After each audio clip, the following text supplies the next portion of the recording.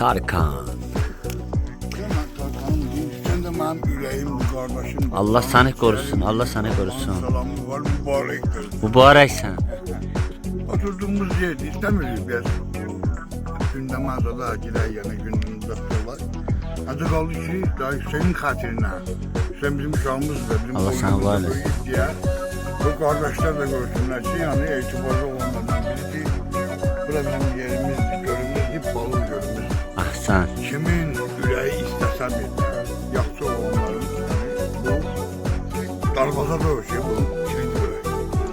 Üstünden keçe de bilər, aile Nizami kardeş, senin bu bazı insanlar ki var TikTok'ta canlı açır, maykasız, zasız, köynəksiz. Bu nakolkazad vururlar. Bu hədər-hədərə danışırlar, çıxış edirlər. Onlar haqqında nə bildirmək istəyirsiniz? Oy, işte böyle meseleye yandırdım bilmedim. Onların hakkında ben çalışıram ki oğlan özünü Tanyas kalı.